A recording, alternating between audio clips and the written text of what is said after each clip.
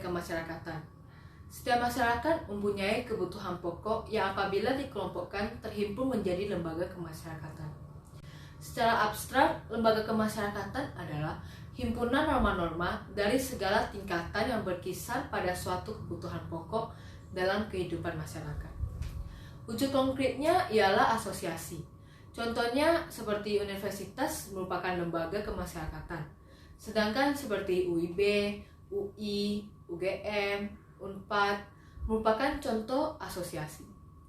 Fungsinya yaitu memberikan pedoman pada anggota masyarakat, menjaga keutuhan masyarakat, memberikan pegangan kepada masyarakat untuk mengadakan sistem pengendalian sosial.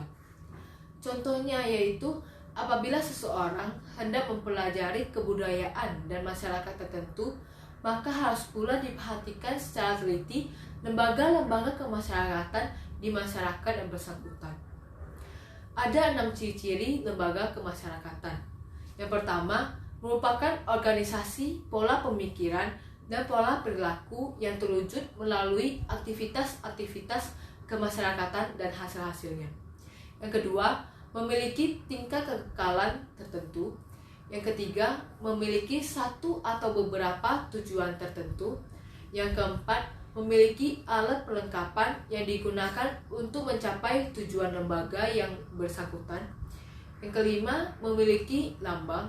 Dan yang keenam, memiliki tradisi tertulis atau yang tidak tertulis. Selanjutnya, terdapat 5 tipe lembaga kemasyarakatan, yaitu yang pertama, berdasarkan perkembangannya. Terbagi menjadi 2. Yang pertama adalah Cohesive Social Institutions, yaitu lembaga sosial yang terbentuk secara alamiah dan tumbuh dari adat istiadat yang telah diterapkan di lingkungan sekitar masyarakat. Contohnya seperti lembaga masyarakat. Karena lembaga masyarakat terbentuk sendiri akibat berkumpulnya orang-orang yang tinggal menetap di suatu wilayah. Yang kedua, Enacted Social Institutions merupakan lembaga yang memiliki tujuan yang jelas dan dibentuk melalui proses rasional yang tentunya dengan tujuan untuk memenuhi kebutuhan dari tujuannya dibentuk. Contohnya dalam lembaga perdagangan.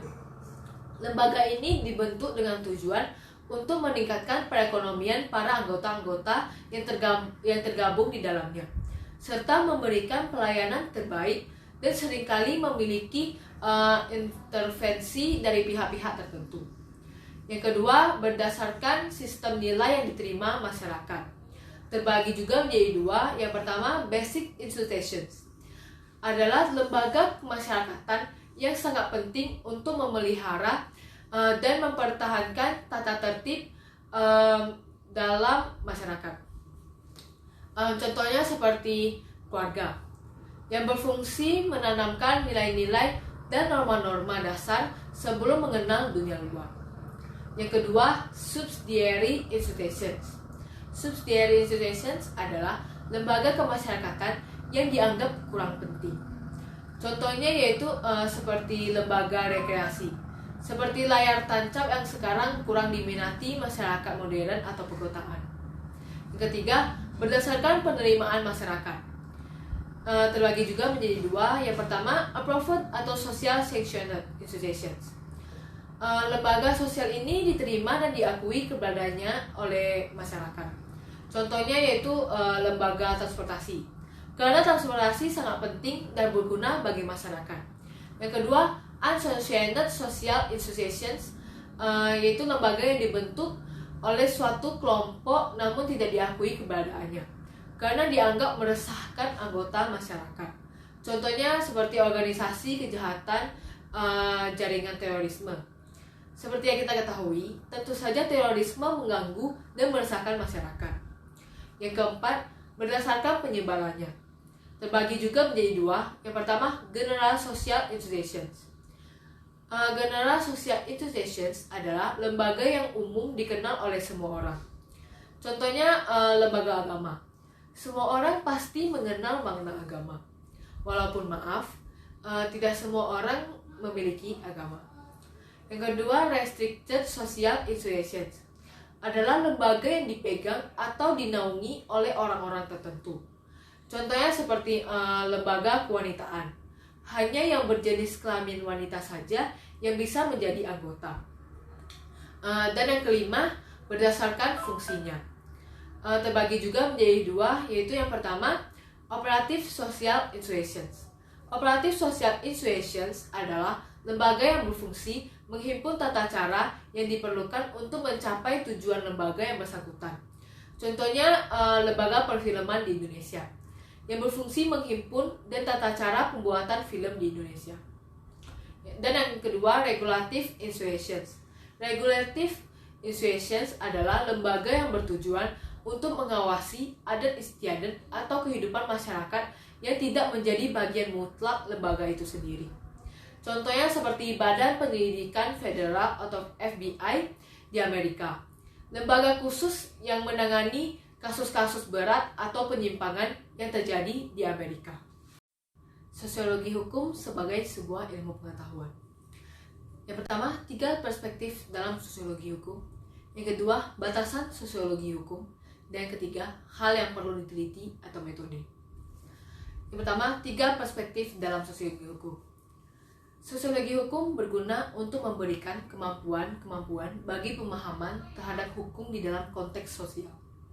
Yang kedua, penguasaan konsep-konsep sosiologi hukum dapat memberikan kemampuan untuk mengadakan analisa terhadap efektivitas hukum dalam masyarakat, baik sebagai sarana pengendalian sosial, sarana untuk mengubah masyarakat, dan sarana untuk mengatur interaksi sosial, agar mencapai keadaan-keadaan sosial tertentu. Dan yang ketiga, sosiologi hukum memberikan kemungkinan serta kemampuan untuk mengadakan evaluasi terhadap efektivitas hukum dalam masyarakat. Selanjutnya, batasan sosiologi hukum. Batasan sosiologi hukum adalah suatu cabang ilmu pengetahuan yang antara lain meneliti mengapa manusia patuh pada hukum dan mengapa manusia gagal untuk mentaati hukum tersebut, serta faktor-faktor sosial lainnya yang mempengaruhinya. Yang dapat dilakukan oleh sosiologi adalah terus melihat, meneliti, dan tidak pernah berhenti. Selanjutnya, hal yang perlu diteliti dalam sosiologi hukum. Yang pertama, proses peradilan. Yang kedua, konsepsi-konsepsi hukum yang berlaku dalam masyarakat.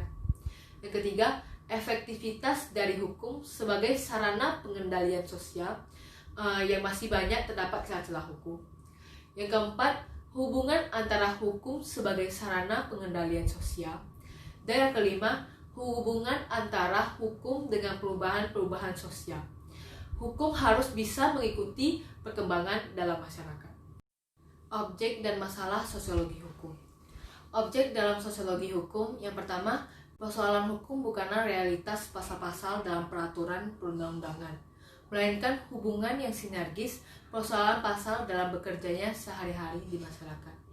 Yang kedua, sosiologi hukum mempelajari dan menjelaskan secara utuh pola perilaku masyarakat dengan apa adanya. Objek sasaran sosiologi hukum adalah badan-badan yang terlibat dalam kegiatan penyelenggaraan hukum, seperti pengadilan, polisi, advokat, dan lain-lain. Beberapa masalah yang disoroti sosiologi hukum. Yang pertama, hukum dan sistem sosial masyarakat. Pada hakikatnya, hal ini merupakan objek yang menyeluruh dari sosiologi hukum. Oleh karena tak ada keraguan-keraguan lagi bahwa suatu sistem hukum merupakan percerminan daripada suatu sistem sosial di mana sistem hukum tadi merupakan bagiannya. Yang kedua, persamaan-persamaan dan perbedaan-perbedaan sistem-sistem hukum. Penelitian di bidang ini penting bagi suatu ilmu perbandingan serta untuk dapat mengetahui apakah memang terdapat konsep-konsep hukum yang universal. Oleh karena kebutuhan masyarakat setempat memang menghendakinya. Yang ketiga, sifat sistem hukum yang dualistis. Di satu pihak berisikan ketentuan-ketentuan tentang bagaimana manusia akan dapat menjalankan serta memperkembangkan kesamaan derajat manusia, menjamin kesejahteraan, dan seterusnya. Akan tetapi di lain pihak, hukum dapat menjadi alat yang ampuh untuk mengendalikan warga-warga masyarakat. Saya akan menjelaskan kasus-kasus yang saya dan teman-teman satu IHPA presentasikan kemarin. Kasus yang pertama adalah nikah siri. Terdapat di Undang-Undang Perkawinan nomor 1 tahun 1974 pasal 43. Nikah siri adalah menikah secara sembunyi-sembunyi dengan syarat-syarat yang telah ditentukan yang sah secara syariah atau agama, tetapi tidak sah menurut mata hukum karena nikah siri tidak memenuhi prosedur yang diberikan oleh KUA atau kantor urusan agama untuk yang beragama Muslim. Nikah siri bisa terjadi karena latar belakang faktor ekonomi, menghindari zina, hamil di luar nikah, dan di bawah umur. Nikah siri memiliki dampak bagi suami, istri, dan anak, yaitu suami tidak diwajibkan memberikan harta apapun ketika bercerai, memberikan hak nafkah, warisan jika si ayah meninggal, dan untuk sang anak tidak dapat menggugat sang ayah jika tidak memberi nafkah. Selanjutnya kasus yang kedua yaitu fenomena sosial, fakta sosial, dan fakta hukum. Karena banyaknya kemerosotan moral dan juga kejadian yang berkaitan dengan perlindungan anak, bahkan banyak terjadi anak yang masih remaja dalam proses kedewasaan atau di bawah umur melakukan perbuatan terlarang atau zina. Walaupun pada pasal Undang-Undang nomor 1 tahun 1974 tentang perkawinan diperkenankan ketika anak sudah mencapai 16 tahun bagi perempuan dan 19 tahun bagi anak laki-laki. Tetapi pada Undang-Undang nomor 23 tahun 2002 tentang perlindungan anak ditentukan usia dewasa adalah 18 tahun. Selanjutnya, kasus yang ketiga yaitu menurunnya kepercayaan masyarakat terhadap hukum dan aparat penegak hukum di Sulawesi Utara. Menurunnya kepercayaan dan ketidakpuasan masyarakat terhadap penegak hukum adalah karena aparat penegak hukum itu sendiri ikut campur tangan dalam melanggar hukum. Contohnya banyak kasus yang terjadi di Sulawesi Utara. Salah satunya yaitu kasus penjatuhan vonis yang dianggap ringan terhadap pelaku tindak pidana malpraktek kedokteran yang menyebabkan meninggalnya pasien yang bernama Julian Francisca Magete. Upaya yang dapat ditempuh agar masyarakat dapat memiliki kepercayaan terhadap penegakan hukum di provinsi di Sulawesi Utara adalah yang pertama, secara substansial melalui harmonisasi dan sinkronisasi peraturan perundang-undangan. Yang kedua, pemahaman dan penafsiran yang tepat mengenai peraturan perundang-undangan. Yang ketiga, struktur hukum atau aparat penegak hukum melalui peningkatan kapasitas teknokratis aparat. Keempat, reward and punishment serta koordinasi antar lembaga penegak hukum.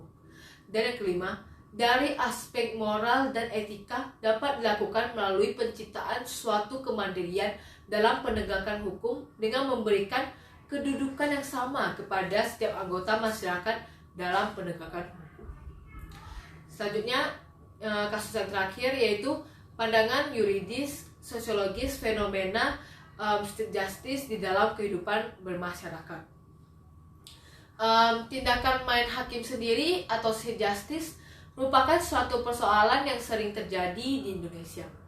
Salah satu contohnya adalah penggerebekan, penganiayaan, dan penelanjangan atau bahkan pembunuhan yang dilakukan kepada seseorang yang melakukan kesalahan atau merugikan masyarakat.